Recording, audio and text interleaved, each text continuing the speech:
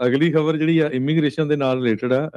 20 ਸਟੇਟਾਂ ਨੇ ਜਿਹੜਾ ਲਾਸੂਟ ਫਾਈਲ ਕੀਤਾ ਹੈਗਾ ਯੂਐਸ ਗਵਰਨਮੈਂਟ ਦੇ ਅਗੇਂਸਟ ਵੀ $1 ਲੱਖ ਜਿਹੜੀ H1B ਵੀਜ਼ਾ ਫੀਸ ਆ, ਇਹ ਪ੍ਰੈਜ਼ੀਡੈਂਟ ਦੇ ਪਾਵਰ ਦੇ ਵਿੱਚ ਨਹੀਂ ਹੈ ਵੀ ਉਹ ਲਾ ਸਕਦੇ ਆ ਵੀ ਜਿਨ੍ਹਾਂ ਨੇ H1 ਵੀਜ਼ੇ ਦੇ ਉੱਤੇ ਆਣਾ ਅਨਪ੍ਰੈਜ਼ੀਡੈਂਟਡ ਆ। ਕਿਉਂਕਿ ਇਹਦੇ ਨਾਲ ਕੀ ਹੋਇਆ ਵੀ ਬਹੁਤ ਸਾਰੇ ਜੋ ਰੂਰਲ ਏਰੀਏ ਆ, ਪੇਂਡੂ ਏਰੀਏ ਆ, ਜਿਨ੍ਹਾਂ ਦੇ ਵਿੱਚ ਡਾਕਟਰਸ H1B ਵੀਜ਼ੇ ਤੇ ਆਉਂਦੇ ਆ, ਉਹਨਾਂ ਨੂੰ ਬਹੁਤ ਵੱਡਾ ਅਸਰ ਪਊਗਾ। ਇਸ ਤੋਂ ਬਿਨਾ ਬਹੁਤ ਸਾਰੇ ਟੀਚਰਸ ਜਿਹੜੇ ਆ ਉਹ H1B ਵੀਜ਼ੇ ਤੇ ਆਉਂਦੇ ਆ। ਮੈਂ ਪਿਛਲੇ ਦਿਨਾਂ 'ਚ ਇੱਕ ਜਗ੍ਹਾ ਗਿਆ ਸੀ ਤੇ ਮੈਨੂੰ ਟੀਚਰ ਮਿਲੇ ਸੀ, ਉਹ ਕਹਿੰਦੇ ਵੀ ਮੈਂ ਬਲੇਹੋ ਦੇ ਵਿੱਚ ਟੀਚਰ ਆ, H1B ਵੀਜ਼ੇ ਦੇ ਉੱਤੇ ਉਹ ਬੀਬੀ ਆਈ ਸੀ। ਤੇ ਉਹ ਕਹਿੰਦੀ ਉੱਦਾਂ ਦੀ ਜਗ੍ਹਾ 'ਚ ਓਕਲੈਂਡ, ਬਲੇਹੋ, ਜਿਹੜੇ ਆਮ ਲੋਕ ਆ ਜਿਹੜੇ ਅਮਰੀਕਨ, ਉਹ ਜਾ ਕੇ ਟੀਚ ਹੀ ਨਹੀਂ ਕਰਨਾ ਚਾਹੁੰਦੇ ਵੀ ਇੰਨੇ ਰਫ ਸਕੂਲ ਆ ਉੱਥੇ। ਤੇ ਟੀਚ ਕਰਨਾ ਇੰਨਾ ਔਖਾ ਆ ਉਹ ਸਟੂਡੈਂਟਸ ਨੂੰ। ਬਾਕੀ ਤੁਸੀਂ ਸਾਰੇ ਸਮਝਦੇ ਹੀ ਆ। ਪਰ ਇਸ ਨੂੰ ਲੈ ਕੇ ਹੁਣ ਇਹ ਜਿਹੜਾ ਲਾਸੂਟ ਫਾਈਲ ਕੀਤਾ ਗਿਆ ਹੈਗਾ ਆ, ਤੇ ਪਰ ਟਰੰਪ ਐਡਮਿਨਿਸਟ੍ਰੇਸ਼ਨ ਇਹ ਕਹਿ ਰਿਹਾ ਵੀ ਦੇਖੋ ਜੀ ਇਹ ਤਾਂ ਅਮਰੀਕਨ ਜੌਬਸ ਦੇ ਅਗੇਂਸਟ ਹੈਗਾ, ਪਰ ਲਾਸੂਟ ਜਿਹੜਾ ਆ 20 ਸਟੇਟਸ ਵੱਲੋਂ ਆਲਰੇਡੀ ਫਾਈਲ ਕਰ ਦਿੱਤਾ ਗਿਆ ਹੈਗਾ। ਤੇ ਇੱਕ ਜਿਹੜੇ ਮੈਗਾ ਸੈਨੇਟਰ ਹੈਗੇ ਆ ਐਰਿਕ ਸ਼ਮਿਡ, ਰਿਪਬਲਿਕਨ ਆ, ਉਹਨਾਂ ਨੇ ਸੋਸ਼ਲ ਮੀਡੀਆ ਦੇ ਉੱਤੇ ਡੈਮੋਕ੍ਰੇਟਸ ਦੇ ਉੱਤੇ ਕਾਫੀ ਤਵਾ ਲਾਇਆ ਹੈ H1B ਵੀਜ਼ੇ ਨੂੰ ਜਿਹੜਾ ਉਹਦੇ ਤੇ ਕ੍ਰੈਕ ਡਾਊਨ ਕਰਨ ਦੇ ਲਈ। ਉਹਨਾਂ ਨੇ ਇਹ ਕਿਹਾ ਵੀ ਬਹੁਤ ਜ਼ਿਆਦਾ ਮਿਸਯੂਜ਼ ਹੋ ਰਿਹਾ ਹੈਗਾ, ਅਮਰੀਕਨ ਲੋਕਾਂ ਨੂੰ ਜੌਬਸ ਨਹੀਂ ਮਿਲ ਰਹੀ।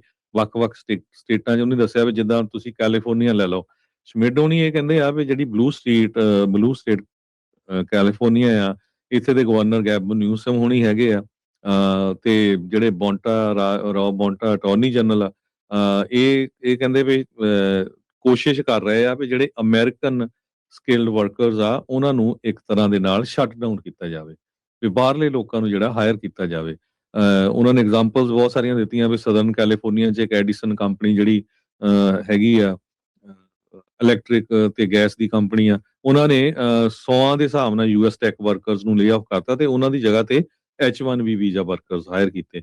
ਵਿਸਕੌਨਸਨ ਦੇ ਵਿੱਚ ਵੀ ਉਹਨਾਂ ਨੇ ਡੈਮੋਕ੍ਰੇਟ ਜਿਹੜੇ ਟੋਨੀ ਐਵਰ ਆ, ਉਹਨਾਂ ਦੇ ਉੱਤੇ ਤਵਾ ਲਾਇਆ ਹੈਗਾ, ਤੇ ਉਹਨਾਂ ਨੇ ਕਿਹਾ ਵੀ ਉੱਥੇ ਵੀ ਜਿਹੜੇ IT ਵਰਕਰਸ ਸਾਰੇ ਇੰਡੀਅਨ ਹੀ ਕੰਮ ਕਰਦੇ ਹੈਗੇ ਆ। ਇੱਕ motorcycle manufacturing company Harley Davidson ਆ, ਉਹਦੇ ਹੈੱਡਕੁਆਟਰ 'ਚ ਉਹ ਅਮਰੀਕਨ ਕਹਿੰਦੇ ਲੱਭਦਾ ਹੀ ਕੋਈ ਨਹੀਂ।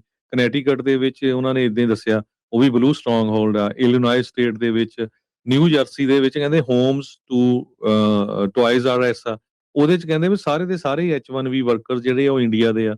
ਵਾਸ਼ਿੰਗਟਨ ਸਟੇਟ ਦੇ ਵਿੱਚ ਵੱਡੀਆਂ ਕੰਪਨੀਆਂ, ਮਾਈਕਰੋਸਾਫਟ ਨੇ ਇੰਨੀ ਵੱਡੀ ਗਿਣਤੀ ਦੇ ਵਿੱਚ, ਹਜ਼ਾਰਾਂ ਦੀ ਗਿਣਤੀ 'ਚ ਲੇ ਆਫ ਕੀਤੇ ਆ, ਤੇ ਉਧਰੋਂ ਕਹਿੰਦੇ ਵੀ H1B ਵੀਜ਼ੇ ਵਾਲੇ ਹਾਇਰ ਕਰ ਰਹੇ ਆ। ਮਿਨੇਸੋਟਾ ਦੇ ਵਿੱਚ ਜਿਹੜੇ IT ਵਰਕਰਸ ਆ ਉਹ ਸਾਰੇ ਆਊਟਸੋਰਸ ਕੀਤੇ ਹੋਏ ਇੰਡੀਆ ਤੋਂ। ਓਰੇਗਨ ਦੇ ਵਿੱਚ ਕੀਤੇ ਹੋਏ ਹੈਗੇ ਆ।